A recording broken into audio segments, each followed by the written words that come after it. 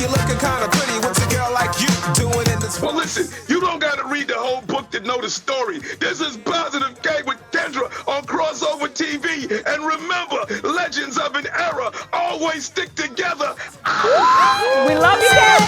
I got a man. What your man got to do with me? I told ya. I'm not trying to hear that, see?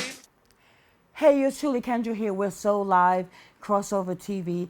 We have some amazing, phenomenal guests in this building tonight. I want you to tell a friend to tell another friend to lock their dials to Crossover TV right now. All right? So we are live all over the world, www.bronxnet.org. All right, everybody? And you click on channel 68, all right? So we're going to do this. This year has been crazy, but also phenomenal. Yes. Because we are women with strength and we can keep moving. I want to introduce my first guest, the global, I don't know about global warming, but I just want to say globally, she is the one.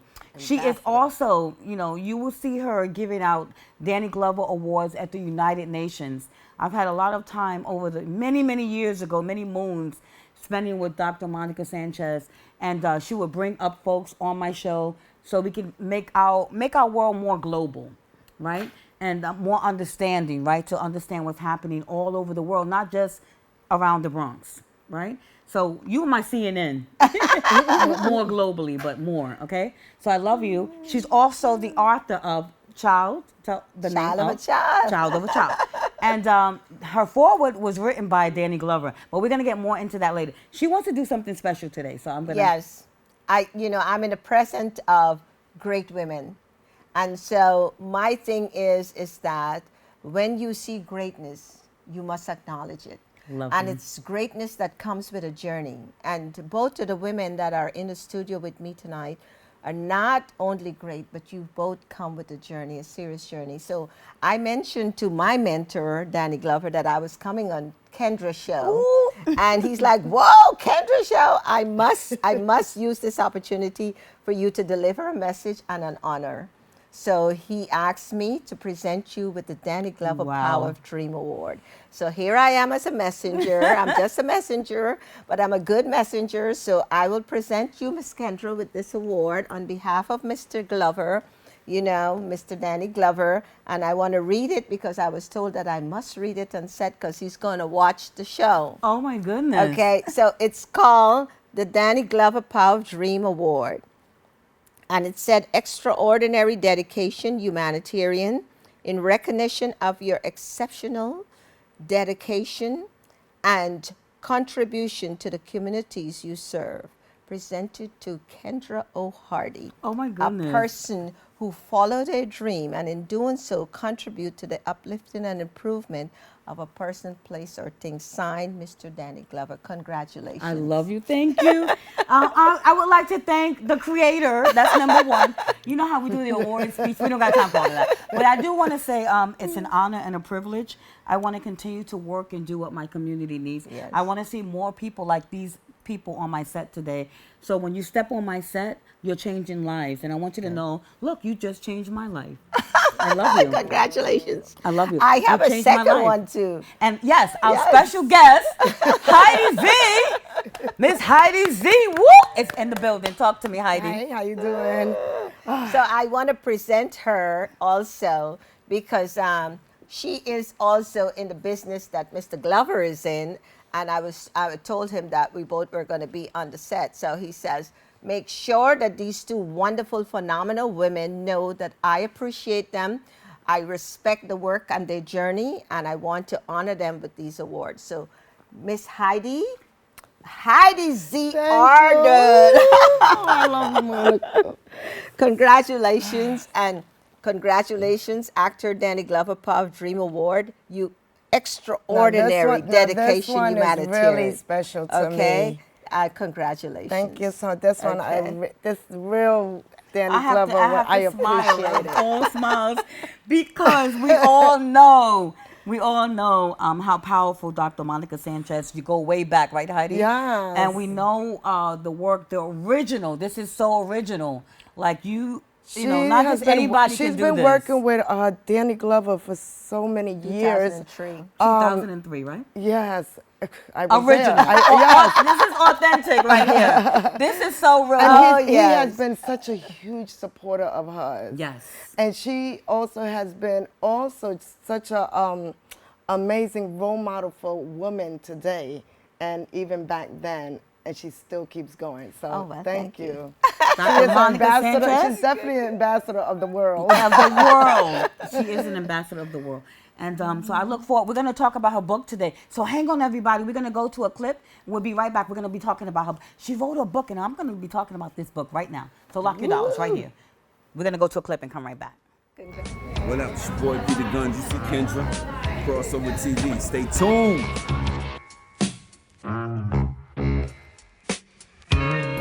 Another clip that I banged your crew. I zip it down. Young people with my fist out. Just cause it's 50 don't mean you should miss out. Give me the 50s and 100s all arranged. And anything less than that. I'm filthy rich. Hey, it's truly Kendra here with, oh, you see? I copped the copy. I got it. I put it right up there. No, okay, I can move it now. Danny Glover made sure we had this on set today, and it's the Power of Dream Award that was sent over by Danny Glover to Monica Sanchez to present to me and Heidy Z. So Heidy Z has one as well. I'm going to put this right here. And if you can see on the screen right behind me, if you look right behind me, you'll see an amazing book, and it's called Child of a Child. We have Dr. Monica Sanchez in the building today. So talk to me, Dr. Sanchez. Hello. I'm so excited to be here. Is that your book? Is that your book? Oh, my goodness. That is my book. That is my book. I wish it was saying The Caregiver, because I'm telling you, your story's next. Oh, my. She's telling me to write a book, everybody. And I love her. I love her for it. And she talks about me being a caregiver. But I want to talk about you, the child of a child. You've been raising children in the community. Heidi gave me a story about you and your work at raising people in this community. And she's going to talk a little bit about that on the set. And that comes from the momentum of your childhood and where you have come from. So you wrote a book, right? And it's called? I wrote a book. It's called A Child of a Child. Yes. That's right. So and it's on Amazon. You can get a copy. All right. And let's do the foreword, because the foreword was written by Danny Glover himself. Yes. I met him in 2003, and he encouraged me to tell my story. And so he said, if you write a book, I'll do the foreword. Come on, write your book. Tell your story. So the book really is about my own life. My mother had me at the age of 12. And Danny wrote the foreword, but he also left me a message in here that I'd like to read. Okay. If that's okay. Sure. It says, to Monica Sanchez, I have these heartfelt words to say. Despite what was, this is your now. No longer in chain, no longer bond. The trails of life came to make you stronger. Hold your head up high, because you are a survivor. You are a conqueror. You struggle and break the chains of abuse, rejection. Although you were betrayed and tormented by those who meant to protect and love you, you insist on remaining the queen that you are. Oh, I love that. I love that part. You love being who you were, and deep down inside, you need a new direction to break free of abuse and chains of torment. Yes. Wow. That's an amazing foreword written for you. But if you look on the screen right now, we just continue the beginning of Caricom and Dr. Monica Sanchez. Take me all the way back to the beginning of the success of your life. You know, we're celebrating 20 years. We started in 2004. I met Mr. Glover in 2003, and I had my little proposal of what I wanted to do. What a lot of people don't know is that my daughter got sick in 2001, my only daughter, and so I wanted to do something for women. And I made this little proposal to do the foundation, which started with a pageant. So I took Mr. Glover to Guyana, country of my birth, and in 2004, I launched this foundation with a beauty pageant that's now an international, Miss Caricom International. So the foundation grew from 2004 And we branched off from not only doing a beauty pageant, but also to do other outreach programs. And I want to explain why I started with a beauty pageant, because my own journey of torture and torment, young women, especially beautiful young women, go through a different cycle in society. They are automatically labeled and singled out, and their true story is never told, and they're hardly ever allowed to show their real self to the world. So the pageant was a way in which to nurture young girls to be comfortable and to be trusting with somebody who really care and understood and want to listen, and without judgment. So that was the reason for a pageant. I want to thank you so much. And having the pageant, meeting you many, many years ago, I brought one of my interns, one of my girls to you, and we shared those girls back and forth because we knew what each one of us could do to mentor those girls. And I knew that coming to you, she would be amazing. And what did she finally end up doing? Miss Caricom, right? Yes. And she won. She was a teenage queen. Wow.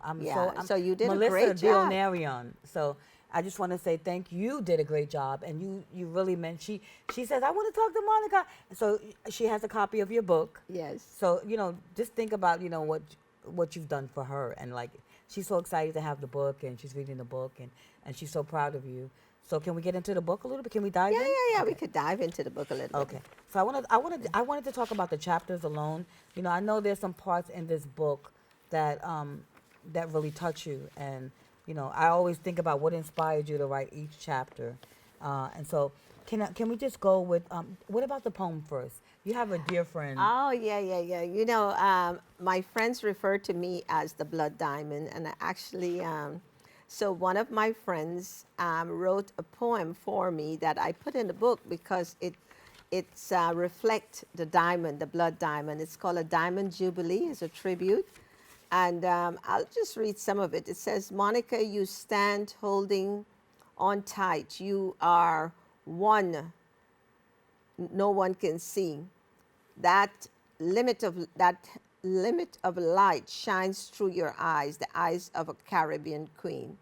You drift a little into that dismal place. Then the memories of that 8-year-old child fill with agony and despair. Forgiven but not forgotten. You stand undressed in crimson. Oh wow, like a diamond shining with a luminous glow. You stand in your dream. I wouldn't read the whole thing, but I love it. Yes. I love it. And you have some amazing people that stand in your corner. And I think, people look at success. And when I think about success, I think about you. Oh my goodness. Often, very often. Because Thank anything you. you touch is success. So let's talk about, just go over the chapters. Okay. Let's go over the chapters. Give me a little bit for each chapter. And All right, you so- guys got to support this. And the reason I say that is that sometimes, even if we may not read a whole book, but I like the way this is outlined, because if you want to know, first of all, how did she meet Danny Glover? How did she get, this to happen in her life, that this is what she does for the rest of her life? Miss Caricom, the Danny Glover Awards. What did she do? What did she do that I didn't do? So we're going to get some insight, right? And then we're going to go chapter by chapter. Okay. A Christmas Child. Let's go first to A Christmas Child. The first chapter is A Christmas Child. And you've got to buy the book. It's on Amazon, and read the book. And the first chapter, I talk a little bit about my only brother who passed away in 97. And basically, it's about not holding a grudge. While I live my life, I don't hold grudges. I had a little misunderstanding with my brother who I didn't grow up with. And I didn't talk to him for many years. And then he took ill. And by the time I was only able to spend a little bit of time with him. And so I grieve for that, because I lost so much with someone over something that was so trivial that I could have let go of and get past. And so I think that when you hold on to grudges, you lose more than you can gain. So that chapter talked a little bit about that. So you got to buy the book and read. Yes. And she says, forgive, forgive, forgive. And that is what she's saying, because sometimes Yeah, you wait till it's too late. We don't want to wait till it's too late. So that's why I said when we were talking about this, I said that would be perfect to say to people out there at a time like right now when people are really suffering, get depressed, they're not, dealing with their family members well and people well. Look at the photos here. Danny Glover and you. That was the trip to Guyana. And wow, in 2004, that's what I look like. Wow. Beautiful. You still look the same. And that's the award you just got. Danny Glover giving it to Queen Mothermore right there. So love you it. see, you're special. I so love it. Definitely. I love it. People hold on to grudges, and I'm not saying don't get upset if somebody, but don't let it go past a day or a week. Just let it go, because you don't realize that you lose so much more at the end. It's not worth it. I love it. Let's go to Child slave. Yes. We'll go to, and as you look at the different titles of the chapters, that's why I say, like, sometimes you want to read a book and you don't read the whole thing straight out, but you can go to the chapters, right? So let's go to the child slave. What made you title that The Child Slave? Well, it was a time when I was in the presence of someone who I had to stay with, and she just abused the fact that that I had no one, and that I was a child, and it was like she just took advantage of me, and I did everything and then some, and then she treated me badly as my reward. So it was being treated, because I was just a young child. I was only like 9, 10 years old. So that's what that is. I think that's one of the reasons. Read the book, buy the book. Yes, you got to read the book. You really have to read the book. I really say this. I was looking at Little Girl Lost. I was thinking about, like, you can imagine what you're talking about, but give me a little bit about Little Girl Lost, that chapter. Well, the Little Girl Lost is, I was homeless by the time I was 9. And so I lived basically in the street and at the mercy of other people.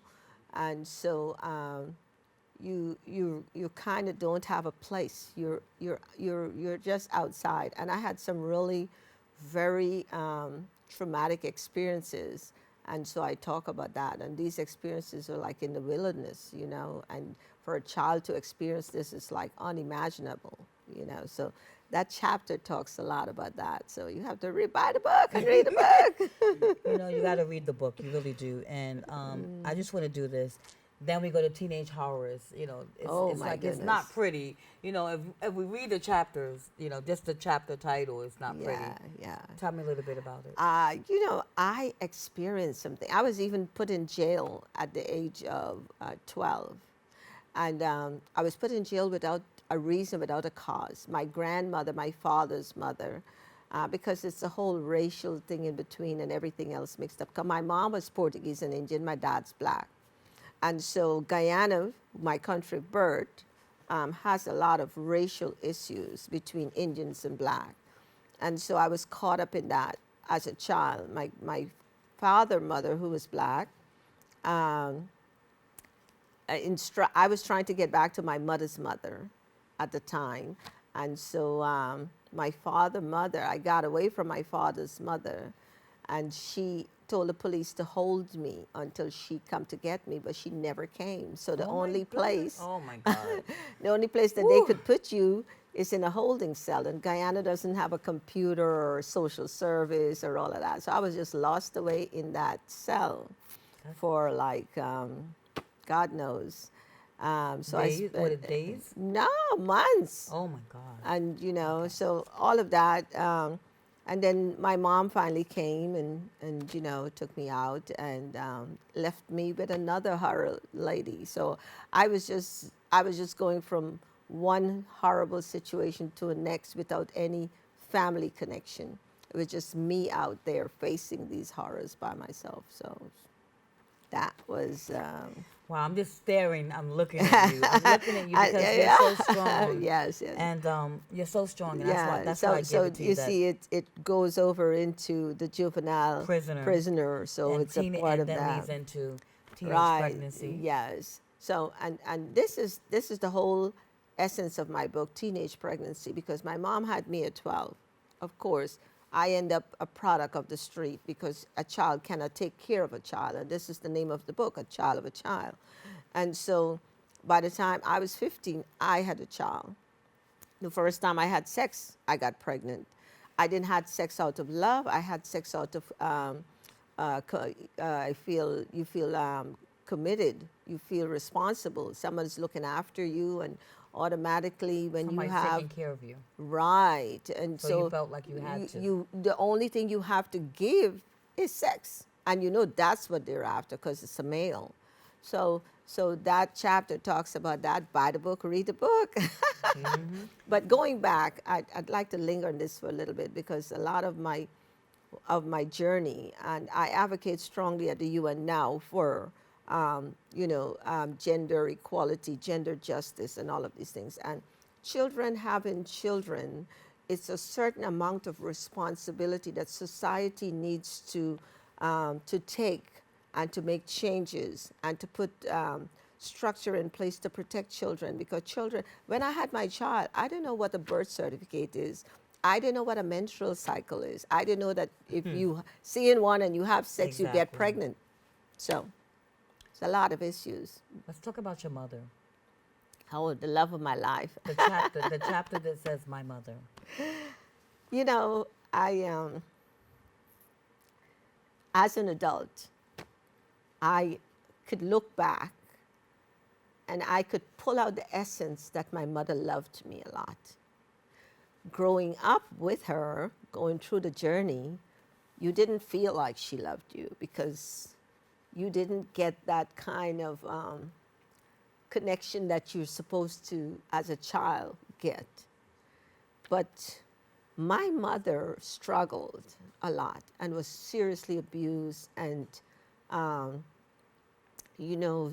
I look back and I grieve for her life because when you are children and you have your parents and you're just judgmental, At a certain time, I was with my mom, and she tried to kill herself twice. Oh my God. So, as a child experiencing that, not knowing her journey, my mom died an alcoholic, but she was tormented. She was abused and tormented, and it was no way that she had a chance to grow out from being a child into an adult, because having children as a child and being caught up in that web of corruption, you don't have a chance to grow out and be a normal person and grow out and be an adult, especially if you encounter the same thing again when you're trying now to readjust your life, and she did. That's tough. Yeah. But I love my mom a lot. I have a foundation in her name. It's called Ina's Kids, and what it does, it celebrates children, giving them the fun to have a party so that they can be children, because I think children need to have a chance to experience that cycle that brings them from a child to an adult. Most And so definitely. that's real important. Most definitely. And I wanted to go over to the queen, because that you are. Well, I'm surprised you didn't say the global queen, because you're so global. But the queen. Let's talk Yeah. about that chapter in the book. Well, it's funny that I have had such a struggle with my life, but I have always felt like a queen. Even as a little girl, when I lived in the street, my clothes was extra neat. I was extra tidy. My hair was always, I always had that appearance, and I always felt like a queen. I felt like royalty. I felt like I always wanted to be the best, because at a very, very young age, I realized that the world loves beautiful things. And I wanted to be a beautiful thing because I wanted to be loved by the world. I love it. I love So, it. I love it. that's the queen. And we can keep going. And you have a word in this book that I wanted to mention, and I want you to outline and tell me what that's all about. And it says impossible. Well, nothing is impossible, really.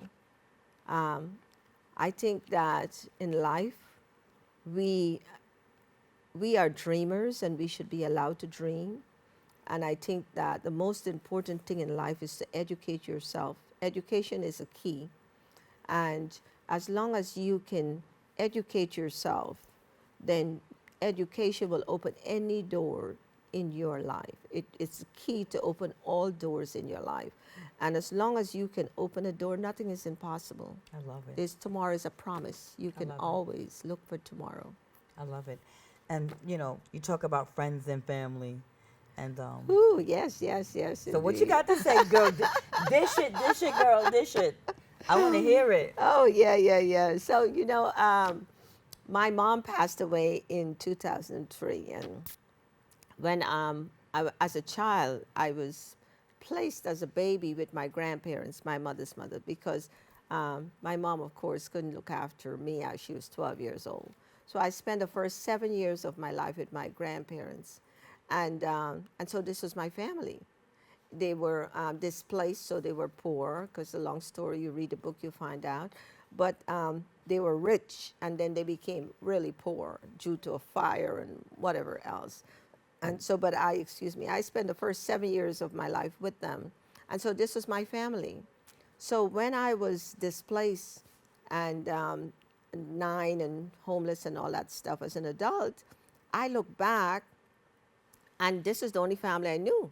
So I am, my life go on, but I'm hoping that this family of mine would still be a part of my life. But a couple of years ago, I was diagnosed with cancer for the second time, and stage 3 breast cancer. And so in November of that year, my family came to have a Christmas Thanksgiving with me, because I would be going through chemo and all of that stuff in Christmas. During December, my treatment would start. And so in that family gathering, there were like 37 people. I have 3 children, 8 grandchildren. Wow. What a big family. And a great grand. What a big family. But listen, the rest of people, apart from my children and grandchildren, were white people. They weren't my blood relatives. None of my blood relatives has ever stepped to the table and show sympathy or support or any kind of connection. As a matter of fact, as I speak to you today, they have a family chat, and my recent activities were placed on that chat, and not a peek. And so there have been times when they have, and my crime is because I survived. So what I'm saying is that family is not necessarily blood. It's the people that love you. It's the people that care about you. That's family. And what kind of family do we call that? I don't know what kind of family you call it. Love family, but those are the people. Okay. I think we have a lot of that in the community, and I just want to say I'm so inspired. I could just keep going on and on and on. And the United Nations connections. Let's talk about that one. Well, the United Nations connection started actually before I started my foundation. I used to hang out with a friend of mine named Kim Fuller. You and Heidi have somebody in common. Yeah. I know Kim Fuller. Oh, as wow. Well. So he's a popular the guy. Industry, we go way back in the industry with Kim Fuller. Yeah. Calypso Rose for me, Mighty Sparrow. For you would be different, Yeah. Right. So I used to hang out with him, and we used to hang around the UN, hang around ambassadors and stuff like that. So I get introduced to the UN that way. But then after I realized that you can actually have your foundation at the UN, you can have the UN umbrella or stamp, because you could be accredited by them, and then you get to reach a bigger global scale. Exactly. And that's what I wanted to do. And so now today I have my organization have foot on the ground in 9 African countries, 5 Caribbean countries. And I teach life skills to those that cannot further their education. And so we have graduated over 250,000 Wow. We're gonna give you a graduates round in of life applause. skills. Thank you. I give myself, I'm Thank proud. you. All right, so we're going to do this. In closing, I want to do this, everybody. I just want to hold this book up. I know we have it on the screen. Angel, if you can pull it up a little bit. It's called The Child of a Child. And I really want to say, so Danny Glover is definitely your mentor. Oh, yeah. Because we talked about this. She said he's truly been a mentor over the years. There's your award in the book. And there's my award in the book. Yes. And Danny's holding it. And Danny's holding. See, I'm telling you, authentic Heidi. Heidi Z is in the building coming up next, everybody. I want to say we humbly thank you for joining us. I salute you and your journey. This book, was a long time coming. I was waiting for it. It's here. And I just want to let everybody know, please link me after the show so that we can talk more about this book. I know you guys got a favorite chapter from something, but you really got to read the book. So yeah, it's on Amazon. And she says it's on Amazon. You got to read the book, everybody. I want to do this. I want to thank you one more time for joining us on Crossover TV today. This is just the first half. We'll come back. We're going to do some more global things. And I'm looking forward to talking more about this book because we only touched the iceberg of this book. So we're going to bring you back, okay? Well, I want you to know I'm a big fan of yours. I love too. you. I love you more. Too. I love you more. All right, we can do this all night, but I want to thank her. Thank you so Congratulations again for Thank Mr. you. Glover. Thank you. All right, everybody, so lock your dolls. We'll be right back. We're going to go to a break, and we're going to hang out with Heidy Z. Check it out, everybody. You're going to see a lot of footage. Yo, amazing. She's Hey guys, Heidy Z on the streets. We cover fashion, film, music, art, anything in the entertainment business. You will catch me on Heidy Z on the street. When I know son of pet, when I want to soda, when I powder. Never yet, and will never ever. Kendra, this for you, saying special request. Still a load, chill a load. Girls, girls every day. From London, Canada, and the USA. Girls every day. Count Shabba, King out to them DJ. We have a chill a load of girl down a wharf. Come up, we need a customer face for help. Clear them off. Chill a load of girl down a wharf. Come up, we need a customer face for help. Clear them off. Y'all me my name's me soul and heart. 40 girl and 50 sweetheart. Kendra, the one of your heart. Chill alone and the girl them must come off. You see? Hey, it's truly Kendra here. We're still in the building. We have not left. I want to do this. My girl Heidy Z is in the building. We had to switch it up. That's why we bought Shabba. Take a Shabba. I want to give a big shout out to my girl Heidi. Look, what do you have there? I want to thank Dr. Monica Sanchez, let's get it together, and Danny Glover for my award here, the actor Danny Glover Humanitarian Award, Power of the Dream Award. I love it. And we've you got one too. Yeah, we've been holding these things up like I'm telling you. This is truly authentic, and I say it like this because, nowadays, we get these awards. We truly gotta, take good care of the awards that we get and think about where they come from. I had to learn to appreciate most definitely awards because I've gotten several awards. Heidi, you have so many. I only care for one award, and that I've been waiting for. So it's the waiting there for me, But I thank everyone for all the awards that they've given me. That's my favorite award. She said that's the favorite. Oh, the Hood Hustle Awards. Thank you to DJ Superior from Rough Riders. He had the Hood Hustle Awards. I want to do this, everybody. That's my favorite award. You love this one? Out of all the awards I ever got, I don't know. I guess because it's hood, I remember. And you're Pooba, Grand Pooba. That's Grand Pooba. Okay. You didn't know that was Grand Pooba? Are you with me? Yeah, from Brand Nubian. All right. So if I haven't let you all know, we have sitting in front of us. She has a modeling agency, BWS Entertainment. And she has, she's a publicist. She's a publicist, manager, modeling. You got to check out some photos. I'm an actress first. And I'm getting to it. I'm getting to all your achievements. Your achievements. Yes, thank you. Go for it. And go ahead, say something. Oh, the CETA Awards. Yes. Which stands for Success in the Arts. That's a film that I did, If You Have Lemons, and I was nominated for Best Supporting Actress. So thank you to Urban Artistic Films and the CETA Awards, for nominating me. Actually, I hosted 2 years in a row. I think it was the 4th and the 5th annual CETA Awards. I love it. I love it. I'm so proud of her. And you so see this nice. photo behind us, everybody. And Heidi, she's doing some really big things. We went to the photos of the good times before we went to the bad times. But that's okay. We're going to stay with the good times for a minute. The good times. And that's Dr. Dre, everybody. If you don't know, right behind us in this photo right here, you'll see Dr. Dre and his son standing right next to him. And the bodyguard. And that's you. That's me, Heidy yes. Z. That was at the Black Men's, I think the 2nd annual Black Men's, 100 Black Men, something like that. And how are you affiliated to Dr. Dre? Andre. Yes. I met him so many years ago. I think at that time him and Ed just started working at Power 105. And it just so happened, I just came from the Source Awards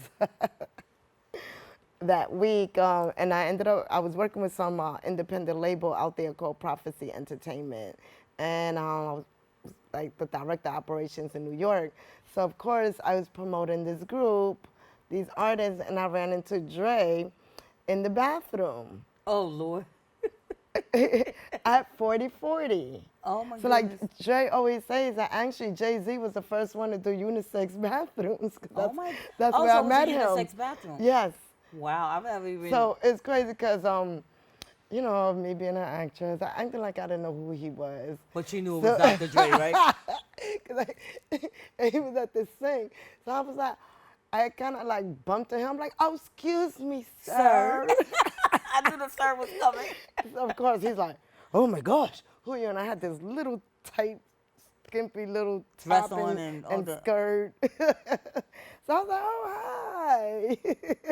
You another cute one. I can see, like, you see, I had cute girls on the set tonight, all the cute girls. And you girls know, actually, that, the guys are looking at the cute girls. And, the people love the cute girls. Yes. So you know your cuteness, your worth of your cuteness, right? Is what you're saying. I'm regular. Okay. I'm regular. And here we go right here. No, MC, that's Mother. You know that Okay, was wait, Mother. stop. Go back. You know who that was, right? Wait, stop. We're going to get to it. Okay. That's MC Shyrock. Yes. It's crazy because I'm friends with her. Who'd ever thought that I would be friends with like all these exactly hip hop artists? And what are you to Dr. Dre right now?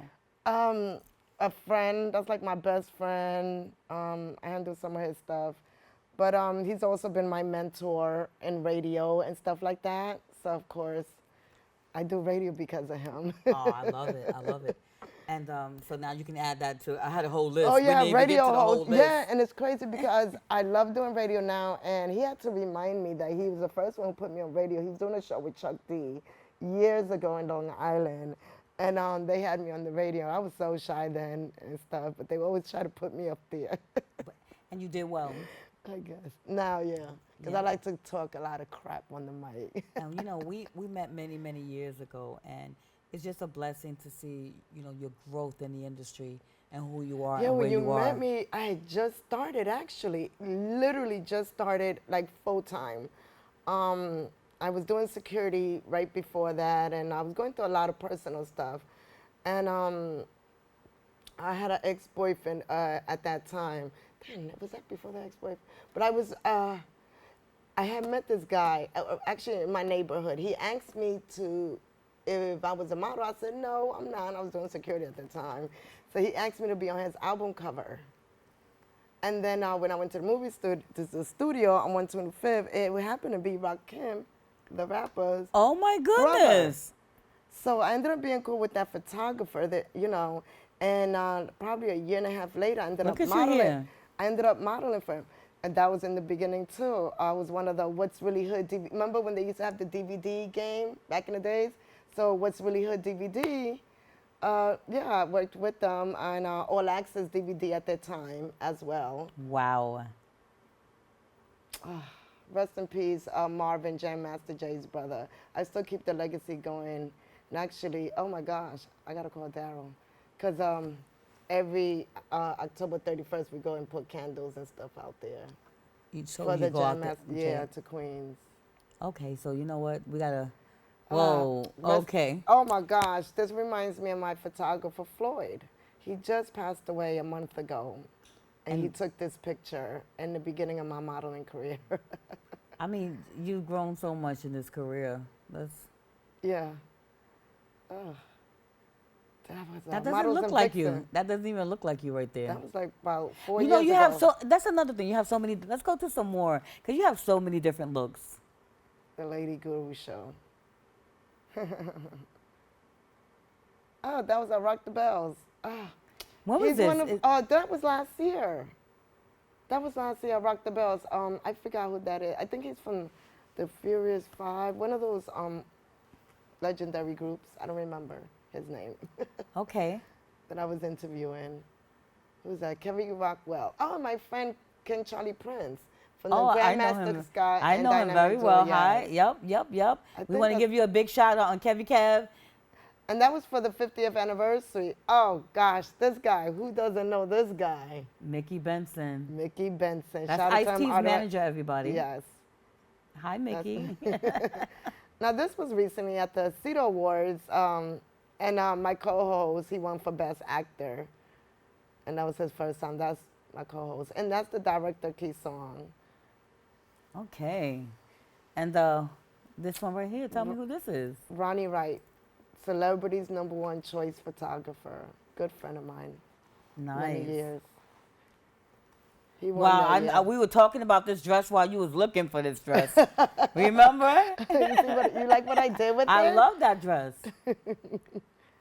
Oh, Lenny Green. He also won that night.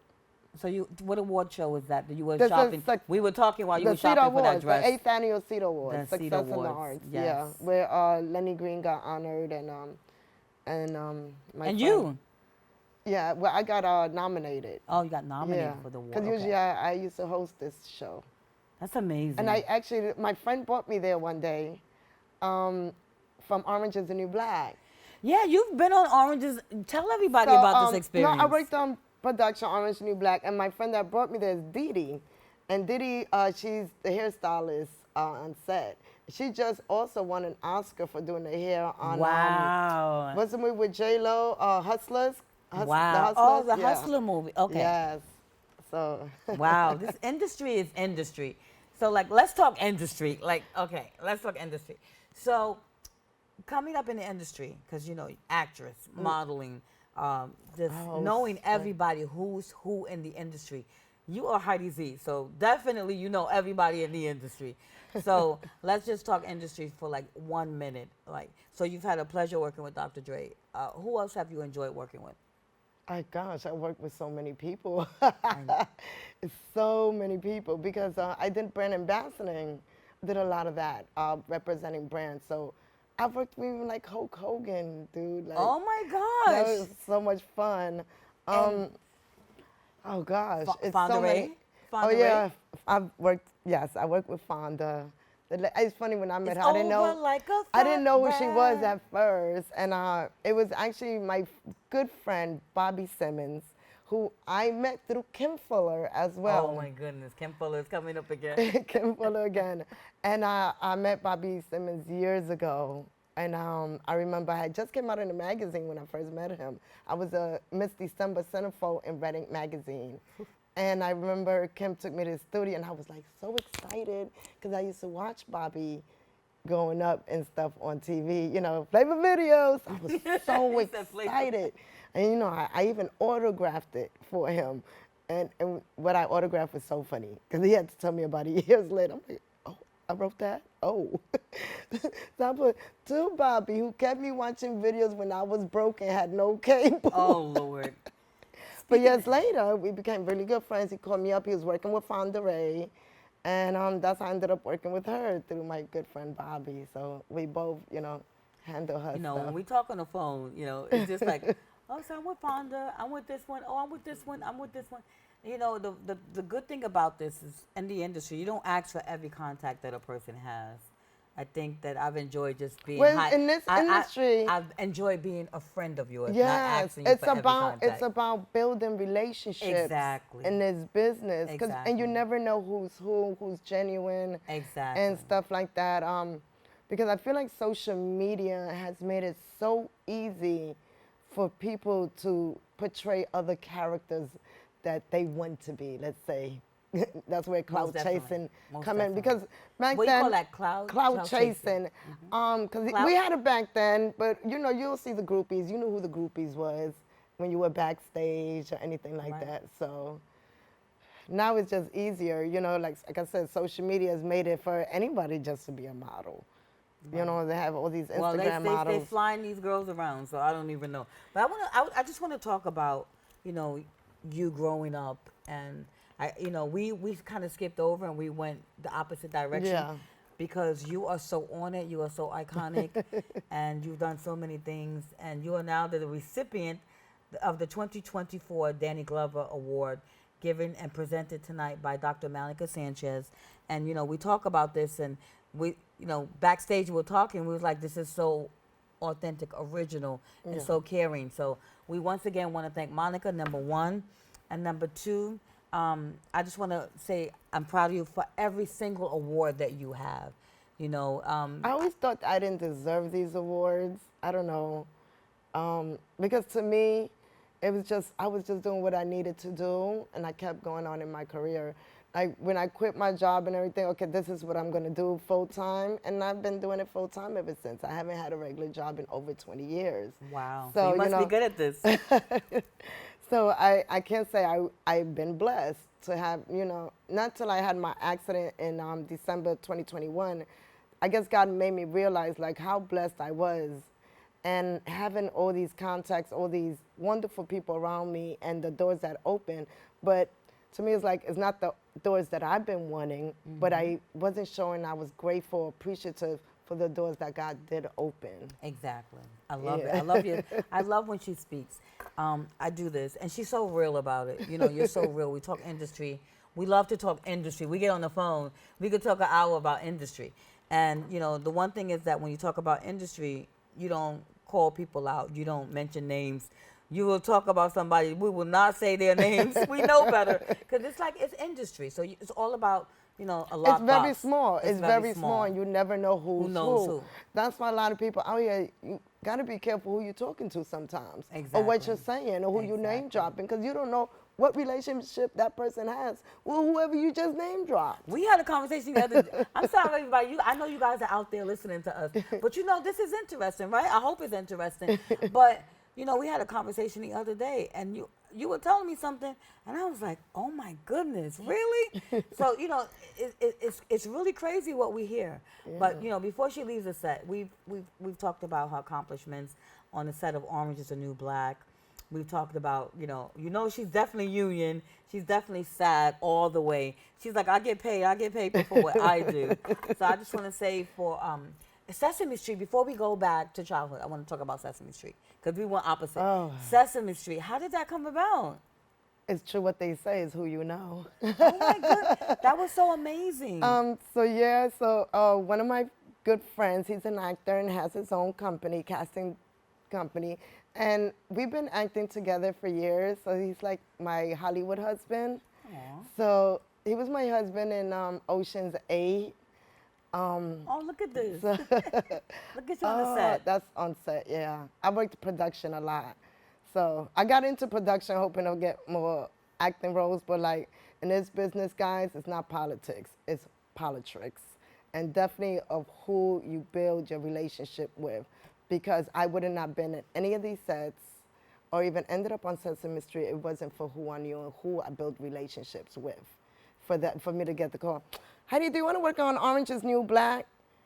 I said, oh, yeah, but I got Pepsi booked on Thursday and I got this. That's how the conversation went.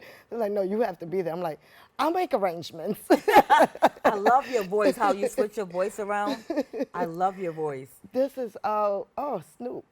That day was dope. I had a friend that worked at BET Rap City Countdown, and that's when I had my modeling agency, and they asked me for some girls, some models to come and hang out with Snoop Dogg that day. That's amazing. You are so amazing. So I salute you. I just want to salute you. So I've And always tried to push that barrier with females to like just keep going no matter what you went through in life, you know. You are your own destiny, your own journey, your own path. I love it. And can we just turn the clock back? Can we Yes. go all the way back? Yes. And I just want to say, you know, anytime you see Heidi, just support her, like support whatever endeavor she's taking. And I think about your childhood, and I think about how you grew. We talk about this, and I say, I don't know, like how you are, you know, able to do all the things from I what don't you know. went through. Maybe it is God, because you would think I'd be that person right now for what I went through in that cardboard box on the street on drugs. That's what my life. How old were you when you know? Let's go from the very beginning of, you know, getting. You know, Heidi spent a portion of her life as a young child on 42nd Street, and I was just interviewing Dr. Monica, talking about Child of a Child, and you guys had similar background stories. So tell me a little bit about growing up. Well, I ended up there. Well, I met the lady that birthed me. I call her the evil lady. She calls her mother that birthed her the lady evil lady. The lady that birthed me. She had brought me to this country. I wasn't born here. I met her husband, her child. Then, let's say from there till maybe 7th, 8th grade, I got beat all the time. Like I was really like what it was, ACS now? It was BCW back then in Jamaica, in Hollis, Queens. So I went from Guatemala to Hollis. So look where I ended up in Hollis. Wow. And yeah, I went to private school, not Catholic. I was raised privileged. And I say that because my parents had money. Well, my stepdad did. And I was always home. And my mother was super hard on me. But I believe that she never loved me. She never wanted me. Because I never understood, even growing up with 2 kids in a household, why I was tortured so much in the things that they did to me. You know, because there's the thing with disciplining your kids when they do something wrong. There's a difference when you're sticking jalapenos in their butt, or you're getting beat by extension cords, and I went through a lot. I don't know how I made it. It had to be God. I guess he has his story for me. How old were you when you left? Did you around 12, around 12, 13. I was put in a group home because she had just stabbed me. I still have the big old mark here. See the big old mark? Unbelievable. When she stabbed me. And I had met this young lady in the group home. She took me to 42nd Street. So she was you friended a friend in a group home, and she's like, "Hey, come And I with never me." like been on a train outside of Hollis, Queens. Because you were privileged, so you had things. I you had didn't no have idea. To live the life that. Because when she did used to kick me out, like I used to sleep on the roof of our building, or like other kids in the neighborhood used to sneak me in their house and stuff like that till their parents found out or called the cops or whatever. So then I ended up, on 42nd Street.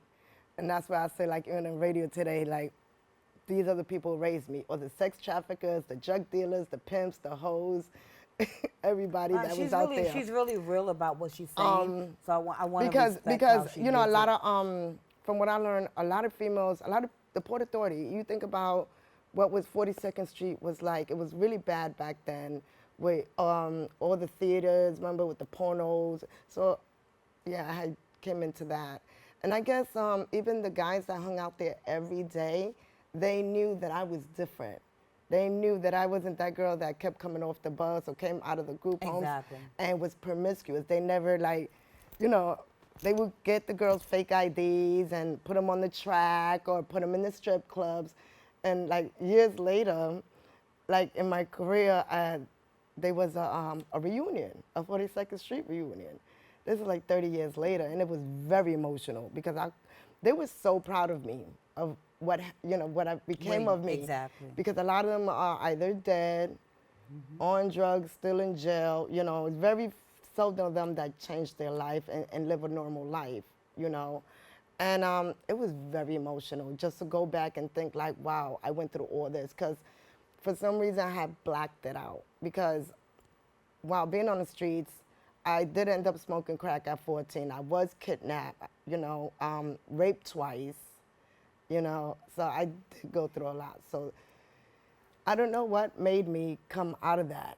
I don't know why a mother would keep their child in the streets. And every time those police would call at night, you know, and they pick me up because I'm 42nd Street, of course you're getting picked up. Yeah, and you're a child. You're and still a child. especially during the day, when they used to pick you up, the truancy, because I didn't know about being in school because I was always there, you know, and I would just go back to where I knew because they accepted me and they protected me. But they did teach me how to survive.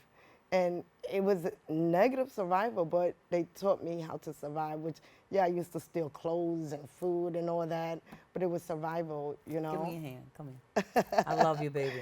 I love you. So what made me, when I came out of jail when I was 19, I was 18, and I went back to her and I said, I'm not going back to the streets. I need this thing called a Social Security card. Wow. Because I didn't know, because I was like, okay, I'm going to go look for a job. I'm going to go look for a job. I'm going to be good. I'm not going back to jail, you know. So that's when I started finding out I need a birth certificate and this. Social Security card. And a Social Security card. So I'm like, then I find out I'm not born here. Then I have a green card. So I'm like, this is all confusing to me. I had to call the comps to get my stuff because she wouldn't give it to you. She wouldn't give it to me. And how old were you? I was 18.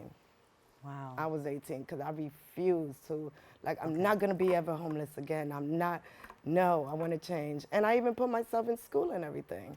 Well, I want to do this. I want to hold that water one more time. We're going to close out tonight, and we're going to have Heidy come back. We're going to talk to Heidy a little bit more about her life and her experiences. And we're going to hope that a child is watching today that sees this, and it changes their life so that, as I said, when you sit in this chair, you change lives. So for you out there. So thank you for joining me today. Look at that award you have. You are... Well, you know what I always say, because I had another young lady that did something. I mean, we experienced, like I said, the same one that brought me out there from the group home. We both had led the same exact path. And at the end of the day, it's up to you. It's a choice that you want to, if you want to change, if you want to be better, only you can change it. Only you got to want that desire. I love you. I love you. Heidy Z, everybody. Thank you. Heidy Z. We'll see you next week, everybody. Get the witnesses. Is he a good God?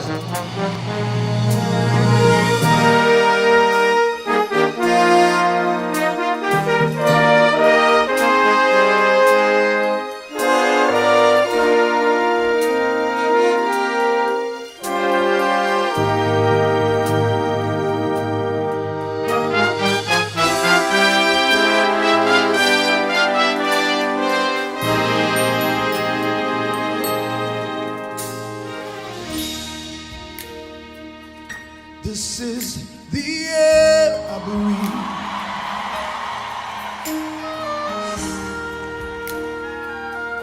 This is the air I breathe.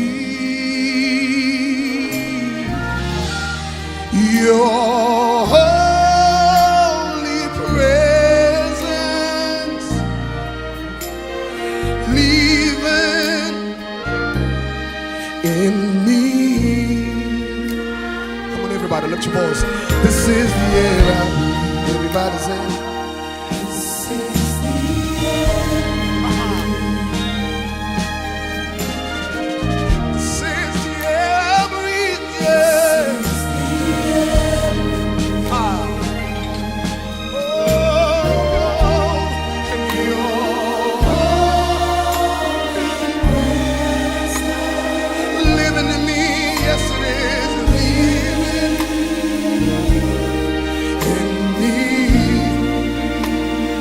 That, but your word is my daily bread. Come on, somebody. This is my daily bread. It's your word that gives me life. It's your word that gives me breath. This is my daily bread.